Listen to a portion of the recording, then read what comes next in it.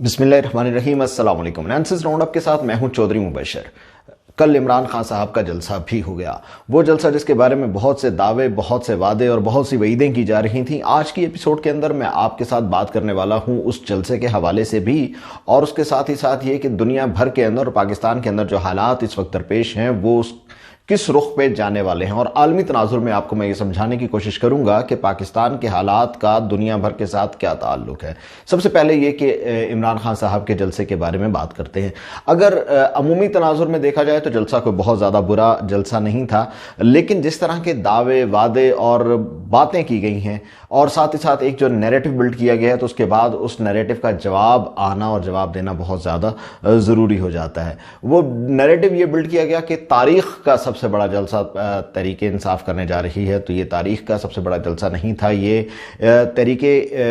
इंसाफ जो है उसका अपने किए हुए जलसों के अंदर भी एक छोटा सा जलसा था,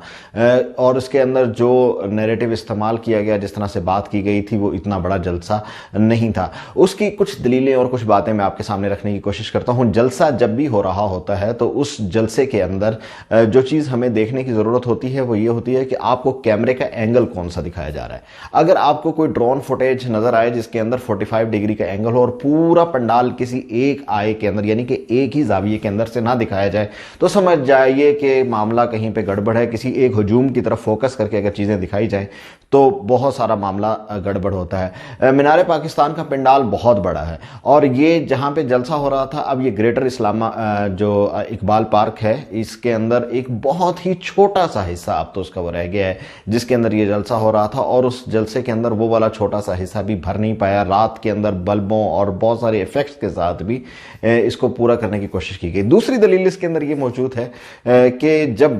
जलसा आपको तादाद का मसला होता है तो आप रात के अंधेरे का फ़ायदा उठाने की कोशिश करते हैं, दिन के लिए आप जलसे नहीं करते। आपने देखा होगा कि जमीयत उलमा इस्लाम हो या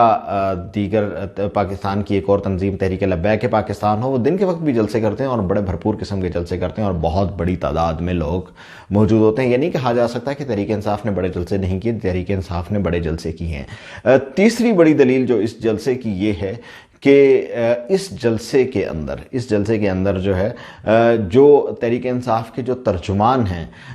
ऑफिशियल तर्जुमानों के खैर शायद हमें नाम तक भी ना पता हो, लेकिन जो तर्जुमान हकीकी तौर पर मौजूद हैं, जिनके पास शायद कोई ऑफिशियल ओहदे नहीं है, इमरान रियाज साहब हों और या मकबूल जान हों या इस तरह के दीगर लोग, उन तमाम लोगों ने पुरानी तस्वीर जिसके अंदर ARY के साबिक जो एक साबिर शाकिर साहब हैं वो हैं। अच्छा, साबिर साहब का नाम इतनी बार हम गलत अंदाज में ले चुके हैं कि अब उनका ज़बान दुरुस्त नाम इस व्लॉग के लिए सोचते हुए भी एक वक्त लगता है। तो साबिर शाकिर साहब हो, इन सब ने पुरानी तस्वीर को ट्वीट किया है या दिखाया है। और ये मकबूल जान साहब तो खैर एक हद आगे ही बढ़ गए उनके, क्योंकि वो खैर उनके मामलात जो हैं वो किसी रूहानी सतह के ऊपर किसी और जगह से कनेक्टेड हैं, तो उनके बारे में तो खैर कुछ भी कहा जा सकता है। उनको हो सकता है कि फरिश्तों ने कोई खबर दे दी होगी, कोई मौक्किलात आ गए होंगे उनके पास और सरों की फसल तैयार है, अजाब उतरने वाला, अल्लाह माफ़ी दे, यानी कि इनके पास कोई ब्लू प्रिंट किस्म का होता है अजाबों का और ख्यालों का, तो उनके पास तो खैर क्या कहने। लेकिन उससे पहले लगातार झूठ की एक फैक्ट्री अगर खोलने की ज़रूरत पड़ गई है और हकीकी फ़ोटोज़ आपके पास मौजूद नहीं है। यास्मीन राशिद जो हैं वो एक पानी के अंदर से अपनी ही एक पुरानी वीडियो तस्वीर उठा कर उन्होंने लगा दी कि पानी के अंदर से, दलदली पानी के अंदर से वो गुजरते हुए आ रही हैं एक जलसागाह की जानिब। तो इस चीज़ का बड़ा ये बयन सबूत है कि जलसा नाकाम था। और दूसरी बात यह कि मीनार पाकिस्तान का जो पंडाल है यकीनन बहुत बड़ा है, इसकी वसअतें बहुत ज़्यादा हैं, लेकिन ये कहना कि ये भरा नहीं जा सकता बिल्कुल गलत है। इस पंडाल को बहुत से लोग भर चुके हैं। इससे पहले मैं जैसे कि आपको बता चुका हूँ कि तहरीक लब्बैक पाकिस्तान जो है, जो पाकिस्तान की तारीख़ का सबसे बड़ा इज्तिमा उसका इस तरीके से हुआ जब उनके बानी और रहनुमा यानी कि अल्लामा खादिम हुसैन रिजवी साहब जो हैं उनका जनाजा अदा करना था। तो ये मीनार पाकिस्तान का जो पूरा पंडाल है इसका दामन भी सिकुड़ गया था, और जब اس کے باہر جو اس کے ارد گرد فلائی اوورز ہیں وہاں پر بھی اور داتا دربار تک بھی لوگوں کا ایک جمع غفیر تھا، یعنی کہ مینار پاکستان کو بھرا جا سکتا ہے۔ مینار پاکستان کے اندر مینار پاکستان کا جو پورا پنڈال ہے وہ بھرا جا سکتا ہے۔ محترمہ بے نظیر بھٹو اس پنڈال کو بھر چکی ہیں، اس کے علاوہ بھی کئی لوگ جو ہیں اس پنڈال کو بھر چکے ہیں، لیکن قریب ترین تاریخ کے اندر جو ہے وہ دو افراد ہیں، یعنی کہ محترمہ بے نظیر بھٹو اور ان کے ساتھ ہی ساتھ علامہ خادم حسین رضوی صاحب کا جو جنازہ تھا، اس کے دوران یہ پنڈال جو ہے یہ مکمل اپنی تمام تر وسعتوں کے باوجود یہ پنڈال جو ہے یہ خالی اس کے اندر کوئی جگہ خالی نہ رہ سکی، بلکہ اس کے باہر تک یہ چھلکنا شروع ہو گیا۔ تو یہ تو تھے اس جلسے کے حوالے سے باتیں، لیکن اب ہمیں دیکھنا یہ ہوگا کہ عالمی سطح پر یہ ہو کیا رہا ہے۔ اگر ہم پاکستان کے حالات اور واقعات کو دیکھیں تو پاکستان کی معیشت دنیا کے اندر ایک کمزور معیشتوں کے اندر شامل ہوتی ہے، اگرچہ یہ فلرش کر رہی تھی 2018 تک کے عرصے کے اندر، لیکن اس کے بعد اس کے ساتھ جو کچھ کھلواڑ ہوئے ہیں اس کے بعد پاکستان کی معیشت دنیا کی کمزور ترین معیشتوں کے اندر ہے۔ دنیا کے اندر سب سے زیادہ ڈکلائننگ میں جو کرنسیز ہیں ان کے اندر پاکستان کا روپیہ شامل ہے۔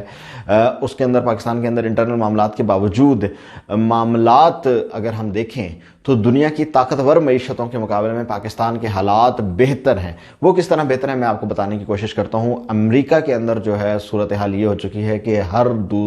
دوسرے تیسرے دن ایک بینک کے ڈیفالٹ کرنے کی خبر آ رہی ہے۔ فرانس کے اندر جو ہے ہڑتال اس لیول پہ پہنچ چکی ہے کہ وہاں پہ میونسپلٹی، ریلوے اور دیگر جو لوگ ہیں وہ پینشن جو نیا پینشن بل ہے اس کے خلاف میدان عمل میں ہے۔ فرانس کے اندر لوگوں کا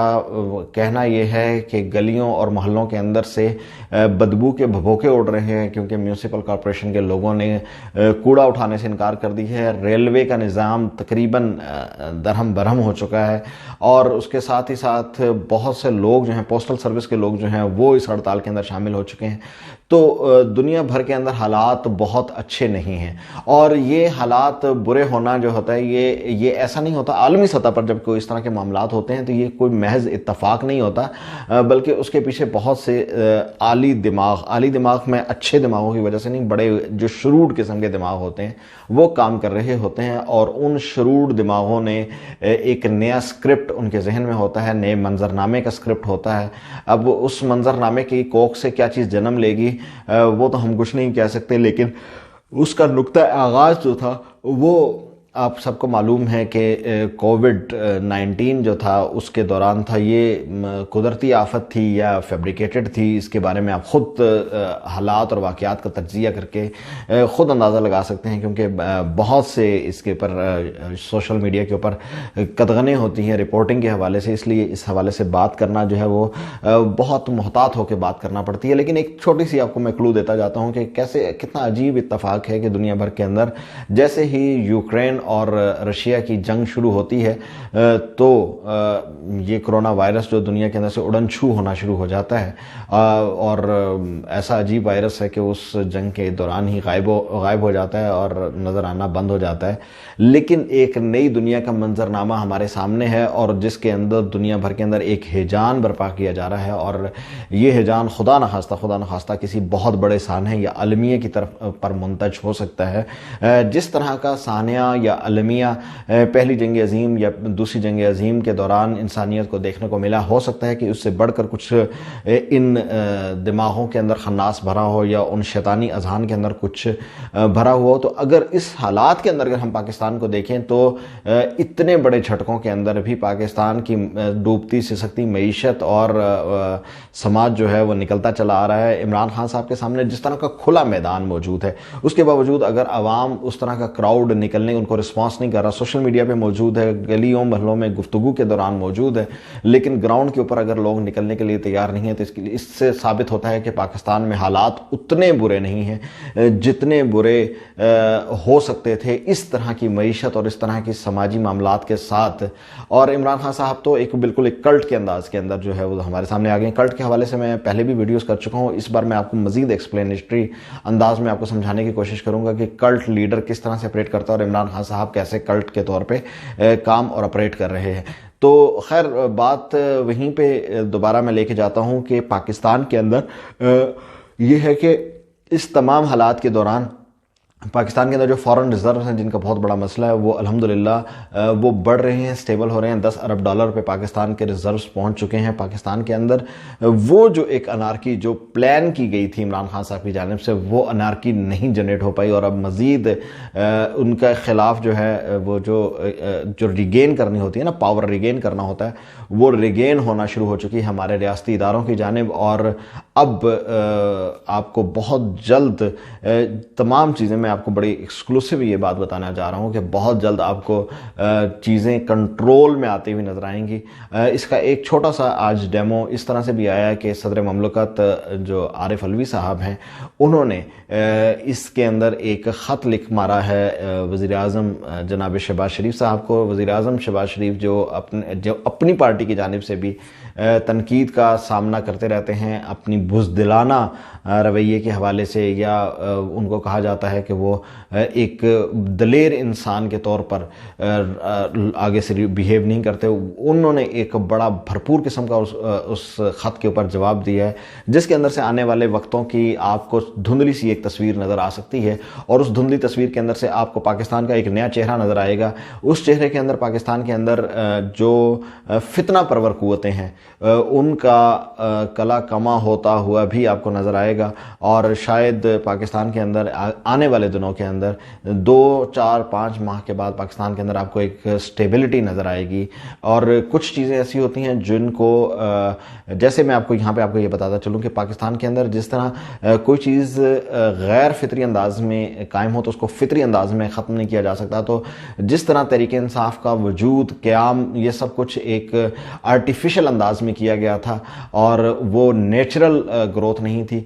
تحریک انصاف کا اختتام بھی ان نیچرل وے میں ہی ہونے کا آغاز ہو چکا ہے، اور اس کا سب سے بڑا ثبوت آپ کو کل مل گیا ہوگا جب بھرپور ترین کمپیننگ کے باوجود عمران خان صاحب کا مینار پاکستان پر ہونے والا جلسہ جو ہے وہ ایک جلسی میں سمٹ آیا، اور اس کے بعد لوگوں کے پاس پرانی ویڈیوز اور فیک تصاویر لگانے کے علاوہ کوئی چارہ نہیں رہا۔ سلمان احمد مجھے یاد نہیں رہا تھا، انہوں نے بھی ایک ہاکی اسٹیڈیم کی تصویر لگا کے جلسے کو کامیاب ظاہر کرنے کی کوشش کی ہے، تو آپ خود سمجھ آئیے کہ معاملات بدل چکے ہیں۔ کسی کا فیض، چشمہ فیض بند ہونے کے بعد کوئی بہت زیادہ یتیم ہو گیا۔ اپنا بہت خیال رکھیے گا، اللہ نگہبان۔